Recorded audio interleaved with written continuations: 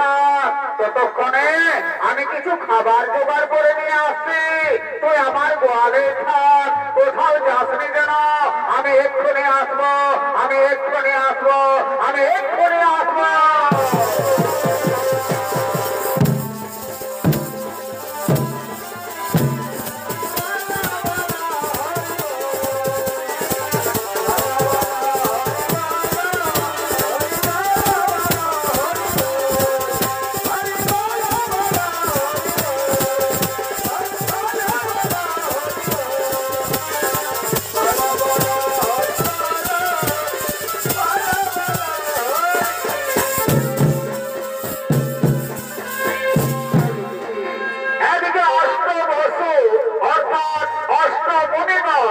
তারা চলেছে মহামণি বৈশিষ্ট্যের অতি মনোরমা আশ্রম দর্শন করার জন্য সুমেরু পর্বতের দিকে।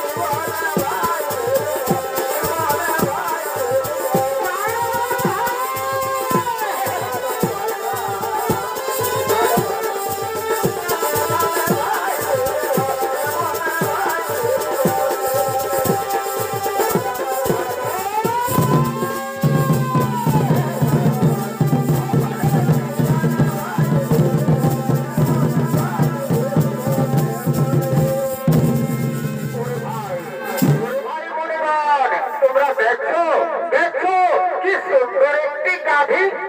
আরে ভাই সত্যিই তো গাভীটি তো খুব সুন্দর। আরে ভাই শোন শোন শোন শোন, তোরা জানিস না এই গাভী হলো স্বর্গীয় গাভী সুরভির কন্যা। দেবতাগণ মহামণি বৈশিষ্ট্যকে দুগ্ধ পান করার জন্য দিয়েছে। এই গাভীর দুগ্ধের এমনই গুণ, যদি মর্তবাসী একবার পান করে তাহলে 100 বছর পর্যন্ত তাদের পরমাও বৃদ্ধি পায়।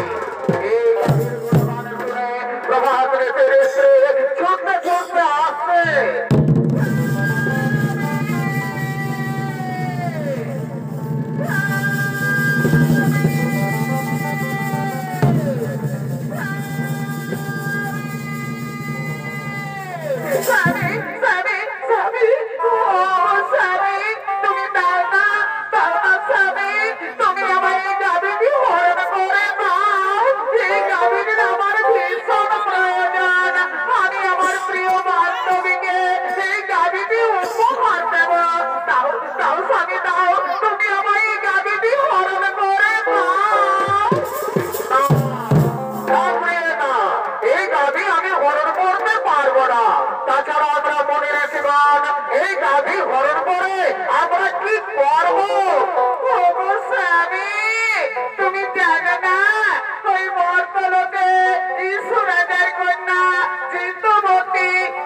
প্রিয় বান্ধবী এই গাভীটি আমি তাকে উপহার দেব। দাও দাও স্বামী দাও, তুমি আমার এই গাভীটি হরণ করে দাও। ওরে ভাই মুনিগণ, তোমরা বলো আমি এখন কি করবো?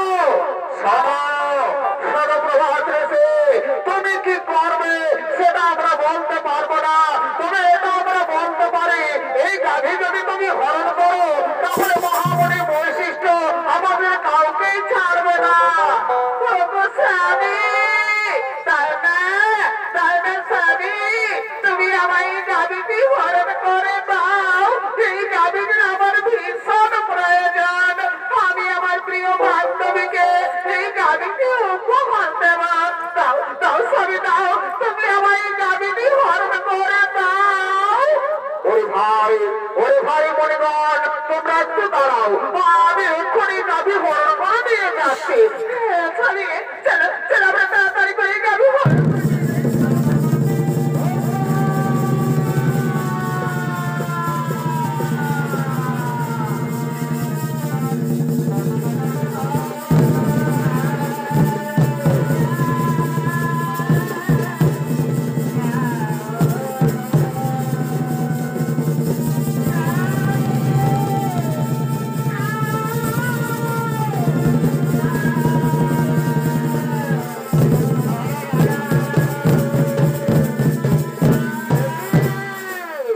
আমার গোয়াল যে শূন্য কোথায় গেল? আমার দিব্য গাভী নন্দিনী, আমার গাভী নন্দিনীকে তো দেখা যাচ্ছে না। নন্দিনী, নন্দিনী,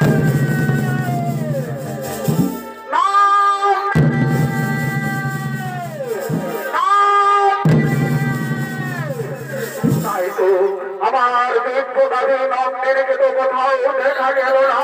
তাহলে আমার গাভীকে নিশ্চয়ই কেউ হরণ করে নিয়ে গেছে। হ্যাঁ, আমার এই ধান চোখে দেখতে হবে কোথায় গেল আমার দিব্য গাভী নন্দিনী।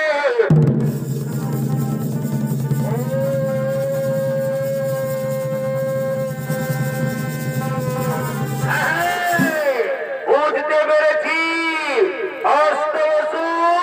তোমরা এসেছিলে আমার অতি মনোরমা আশ্রম দর্শন করার জন্য। তোমরা আমার দিব্য গাভী নন্দিনীকে হরণ করে নিয়ে গেছো মর্তলোকে। যাও, আমি তোমাদের অভিশাপ দিচ্ছি, মর্তলোকে মানব কুলে জন্ম নেবে তোমরা।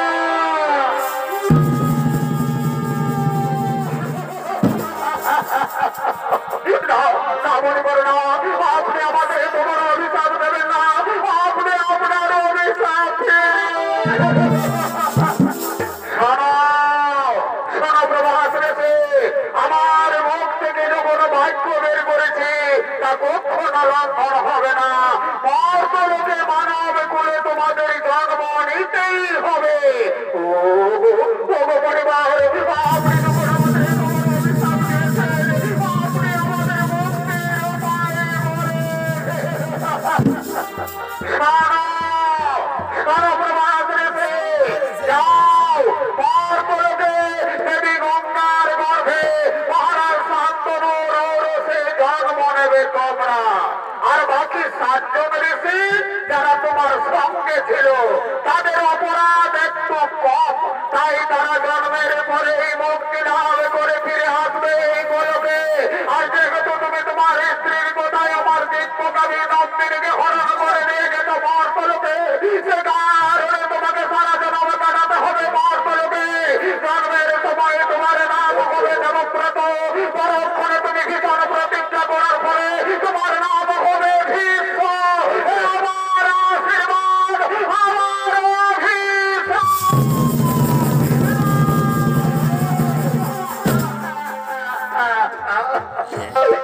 তাই তো আমি কেন তোমার ভুল করলাম? আমি আমার স্ত্রী কোথায় মহামণি বৈশিষ্ট্যের দিব্য গাভী নন্দিনীকে হরণ করলাম। ওই যে কারণে আজ আমায় যেতে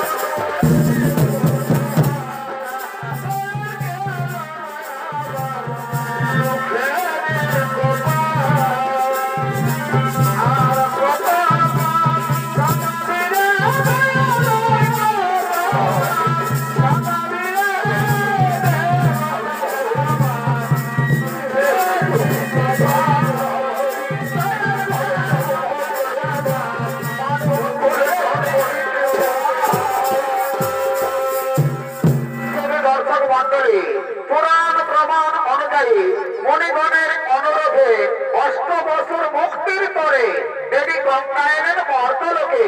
দেবী গঙ্গার গর্ভে মহারাজ শান্তনুর ঔরসে জন্ম নিলেন 8 বছর। 8ম গর্ভে জন্ম নিলেন প্রভাসে। জন্মের সময় তার নাম হয় দেবব্রত। পরক্ষণে তিনি ভীষণ প্রতিজ্ঞা করার পরে তার নাম হয় ভীষ্ম।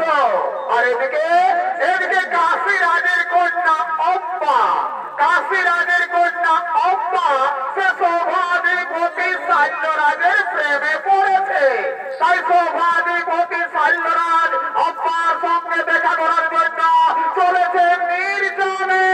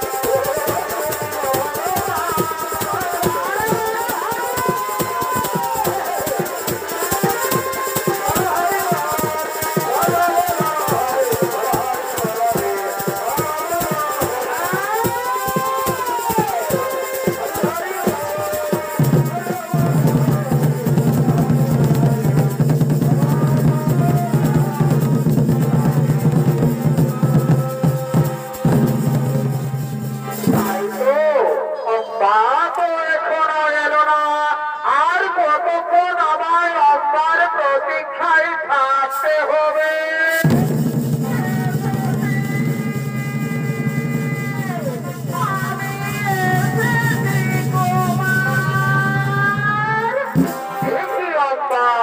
তুমি এত দেরি করে কেন এলে অব্বা? অব্বা, তুমি কি বলতে পারো আর কতদিন আমাদের এইভাবে লুকিয়ে লুকিয়ে প্রেম করতে হবে? তোমার আর আমাদের এইভাবে লুকিয়ে লুকিয়ে প্রেম করতে হবে না। আগামীকালই তো আমার সংবাদ সভা, আপনি আমার সংবাদ সভায় যাবেন। আমি আপনার গলায় মালা দিয়ে আপনাকে আমি স্বামী রূপে বরণ করে নেব। তোমার অব্বা, তুমি সত্যি বলছো অব্বা? তুমি আমার গলায় বড় মাল্য দিবে তো? তোমার যার সঙ্গে আমার এতদিন থেকে ভালোবাসা, আমি তাকে ছাড়া কি আর অন্য কোনো পুরুষের গলায় মালা দিতে পারি কুমার? তাই তুমি আমার, তুমি আমার, তুমি আমার। আব্বা, জানো আব্বা, আজ আমার কি আনন্দ হচ্ছে, আজ আমায় আনন্দে নাচতে ইচ্ছে করছে আব্বা। কি বলছে তোমার? আমারও তাই, আজ আমায় আনন্দে গাইতে ইচ্ছে করছে। এ জীবন তোমাকে দিলাম, ওগো বন্ধু,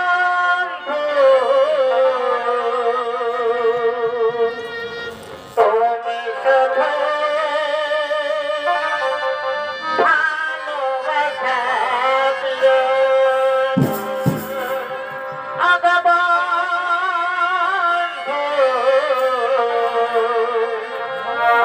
তুমি শুধু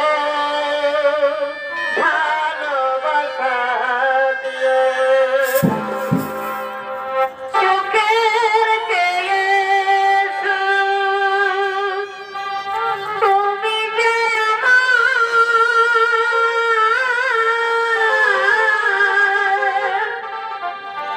প্রিয় থেকে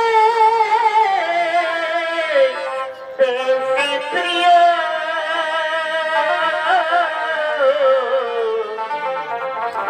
তুমি শুধু ভালোবাসা দিও।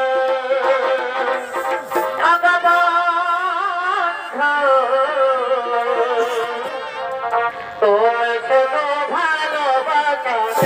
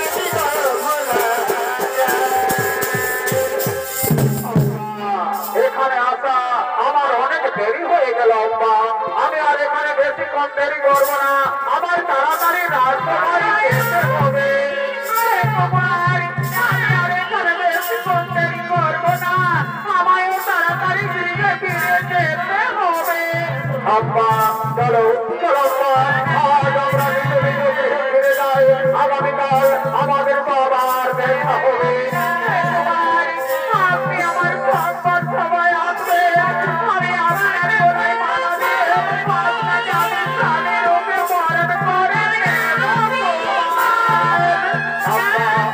অবশ্যই আসবো আমি তোমায় কথা দিচ্ছি আম্মা আমি তোমার সংবাদ সবাই অবশ্যই আসবো অবশ্যই আসবো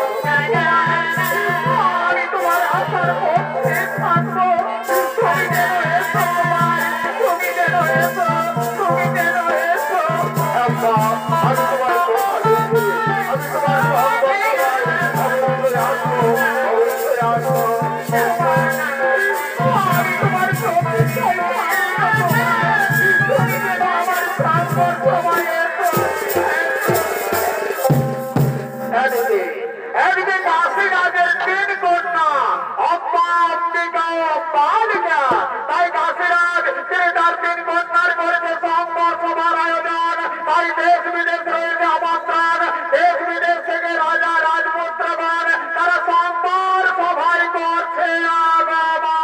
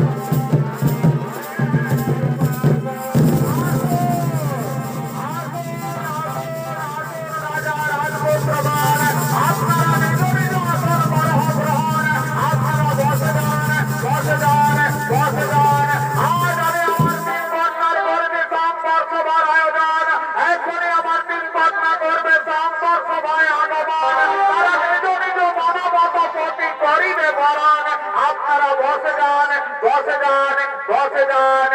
আরে দেবতার রাশি, ওরা তাড়াতাড়ি করে আমার গোসাদের সম্পদ সবাই নেয়া। ফুলের বাগানে ফুটিল ফুল রে, রসিক ভ্রমর আইল না, ফুলের মধু খাইল না।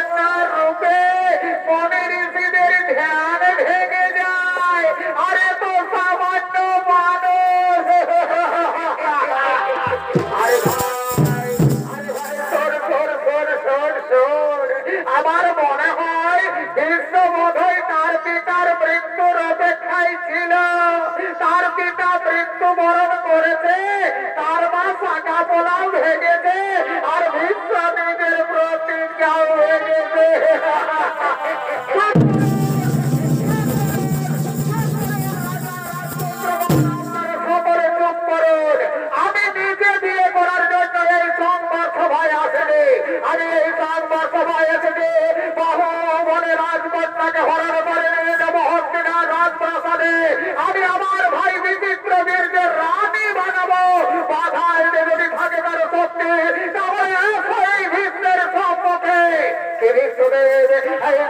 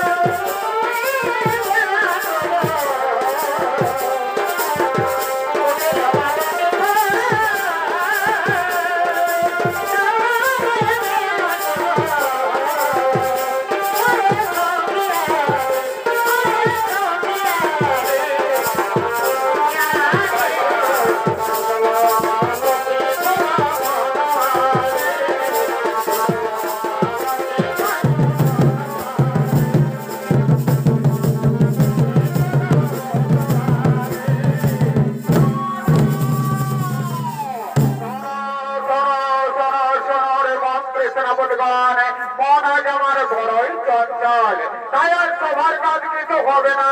আজ তোমরা নিজ নিজ গৃহে ফিরে যাও। আজ তোমরা আমায় একটু একা থাকতে দাও, আমায় একটু একা থাকতে দাও।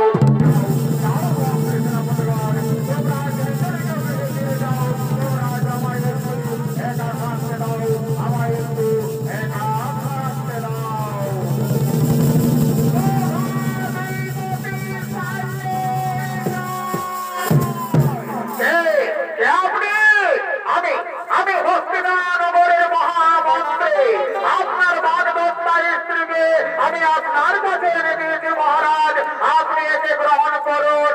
আমি এখন আসি মহারাজ, আমি এখন আসি।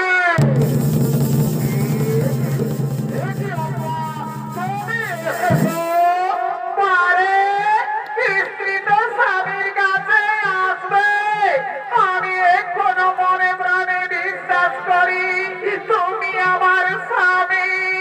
নাও আমায়, তুমি নাও আমায়, তুমি গ্রহণ করো তোমার, নাও তোমার, আমায় তুমি গ্রহণ করো।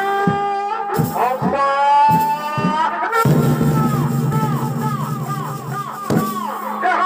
করে ভীষ্ম তোমায় রক্ষে তুলেছে, আমি আর স্পর্শ করতে পারবো না।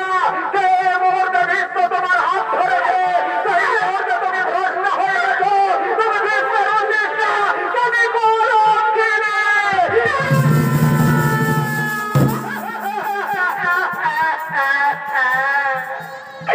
ক্ষত্রিয় সমাজের কলঙ্ক সাইন্দারাজ আজ আমায় বলছে কলঙ্কিনী।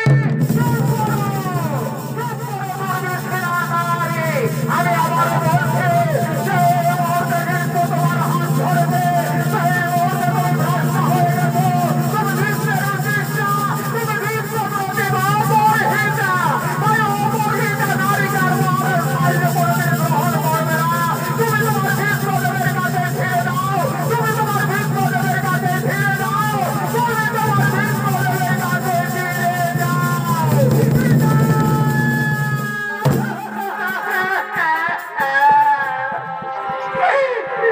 কি হলো আমার? আমি যাকে ধরে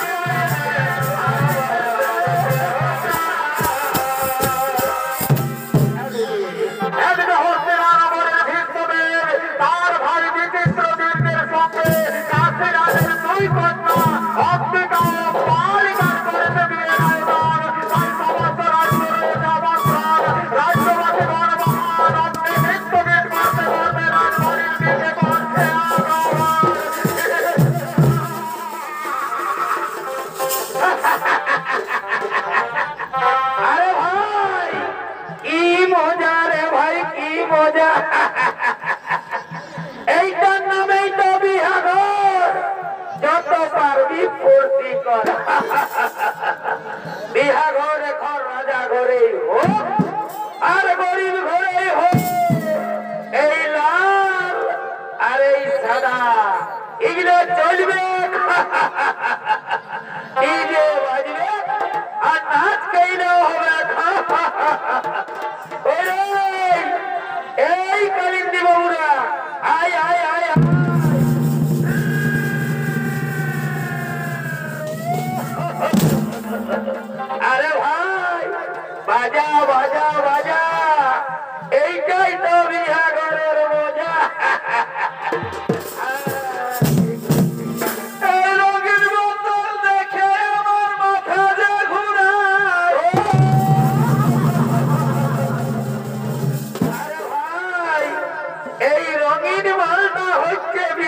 মাল। এই মালটা টানে দিতে দিতে না আমাকে শ্রদ্ধা করে দেই। এই দিল সেটা টানে দিলে বলার কিছু নেই।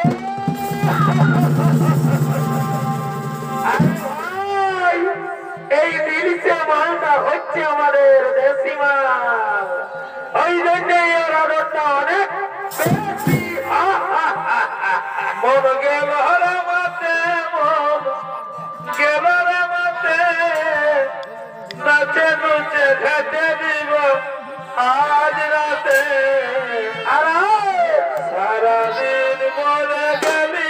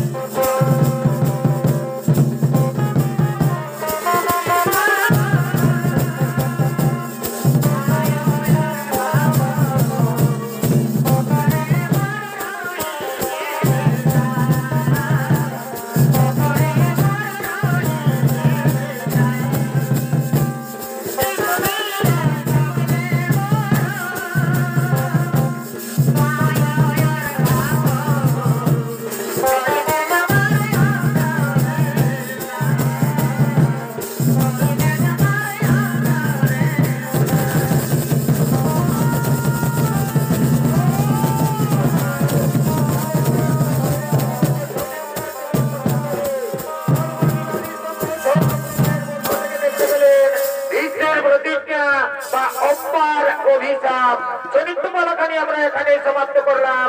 নমস্কার, জয় শিব শম্ভু।